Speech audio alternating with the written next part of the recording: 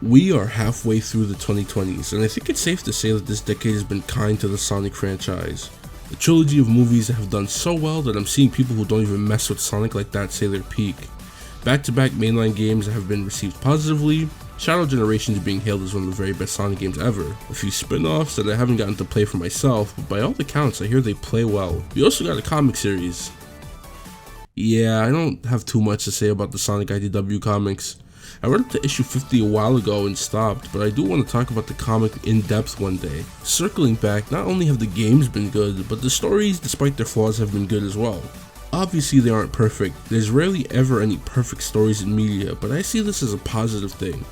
Sonic Team's renewed efforts to expand on some of the characters' depth and lean into decades of built up lore signals to me that they want to keep the good times rolling with more great stories in future Sonic games. I would like to lay out some of my own hopes for said future.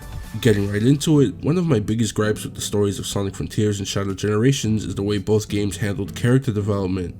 In Sonic Frontiers, you don't have to interact with Sage at every spot she's in across the islands. With the way the story progresses, it means that a lot of the little quirks and pieces of information about Sage goes underdeveloped, or can be completely ignored and go unnoticed because they have to establish new lore. They also have to set up established characters with long-term development on top of introducing a new character. She gets lost in the shuffle in Frontiers. The biggest example of what I'm talking about is her relationship with Eggman. If you never discover the fishing spots and get enough points to spend on the lore memos, all Eggman's interesting thoughts and feelings about Sage don't come up until the story's getting ready to end. It's a crying shame that it plays out this way, because Eggman becoming a parental figure, growing a legitimate attachment to Sage and vice versa, is a great way to flesh out Eggman beyond being the evil guy Sonic beats every time. Sage's growing admiration for Sonic also doesn't get proper build up without you seeking out the ultimately optional side content, and it shouldn't be this way in my opinion. If you're going to have something like that play out in the main story, I'd like for the main story to have time dedicated to developing it. Shadow Generations has a similar problem, but this isn't about developing the characters, it's more about fleshing out characters we've always wanted to know more about. For as much as I like the story in Shadow Gens, Gerald and Maria are noticeably undercooked if you follow the gameplay flow. In between stages, you can find the duo near the Sonic Forces level, and new dialogue unlocks as you progress. The problem is that this is, once again, completely optional. Outside of a few instances of Shadow's character making progress on dealing with his emotional pain, Maria and Gerald don't get too much revealed about themselves. Again, a lot of this is found through optional means. Collecting goodies around the hub world unlocks pages in Gerald's diary. It's there where you get more lore about the characters, and this annoys me. I understand wanting to make the collectibles worthwhile, but the main story could have used some bits and pieces of this stuff coming from Gerald and Maria. I don't want to have to do side content to understand the characters more, especially when the stuff surrounding Gerald and Maria is so fucking interesting. I'm not playing Persona 4, dog, I'm playing Sonic the fucking Hedgehog. Give me some subtext like they used to in the early 3D games at least, man. It's wasting potential of the stories to have some stuff relegated to the side that would easily give the stories an extra boost from being good to great. There is a fix for this, and the next point I make strays from talking about what I want for the future stories and bleeds into overall game design. Make Sonic games linear again. I feel like part of why so much juicy lore and character stuff spreads out beyond main gameplay loop of the recent Sonic games is because they feel like they have to give players hub worlds to run around in and do stuff in and properly reward them for doing so. Don't get me wrong, I don't hate hub worlds at all, but I'm noticing a pattern where the game's being designed with sandbox elements in mind is kind of fucking with the story progression. It's not just the character development stuff that bothers me, the overall pacing of the story suffers from this too. To be fair to Shadow Generations, because the hub world is a pebble compared to the boulder of 4 maps in Sonic Frontiers, the issue with story pacing isn't anywhere near as bad as it is in Frontiers. I personally don't need hub worlds in Sonic games at all. It just feels like a symptom of the modern single gameplay experience, but I'm not gonna dive too deep into that can of worms. If hub worlds are gonna stick around, I hope they're used as a means to an end.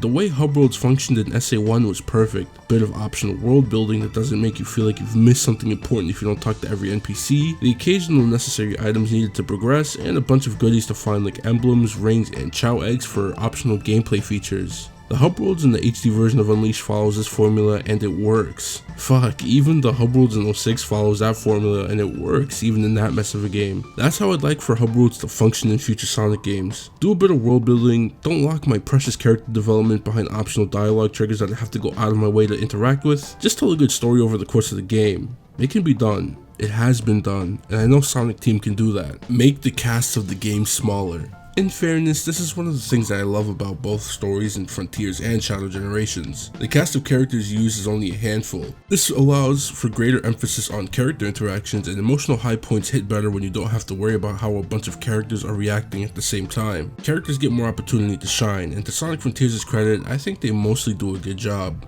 Sonic's interactions with everyone in that game are on point.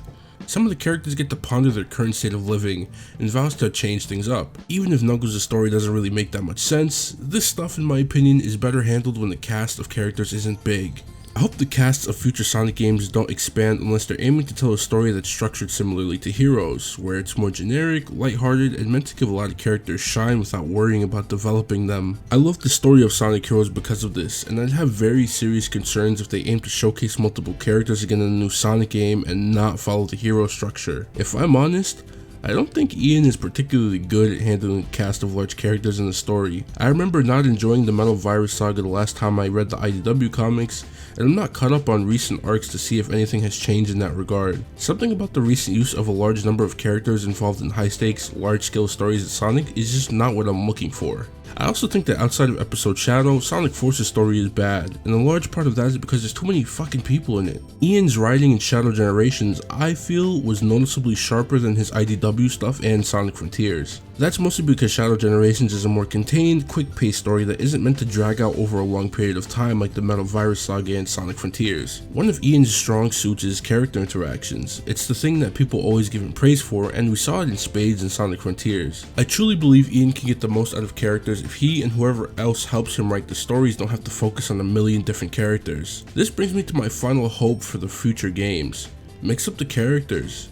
Fans would like to see characters like Silver, Blaze, and Cream featured in a mainline game that's not a racing game. In my video about Silver, I said I'd love to see a story where Sonic and a few friends end up in the future instead of Silver always coming back whenever he needs to. I'd love to see how Ian would handle riding Team Hedgehog interacting with each other. Give me an off-the-wall pairing like Shadow and Blaze like he did in Sonic Universe, or Amy and Rouge interactions, as I enjoyed those a lot when I read the IDW comic. One thing I liked about the Zombot storyline was Cream's development throughout the arc, and it made me want to see more of her doing cool shit alongside Sonic in the mainline game again. It's been too long with her. Maybe we can get some of the IDW characters as side characters in a future game. I'd love to see Whisper in a game setting. The cast of Sonic is too diverse, and it's such a waste to just lump a bunch of characters into a story, especially if it's not handled well. Take a few characters at a time. Let's expand on established characters and relationships and strengthen weaker ones. The potential is there, and I want to see it realized.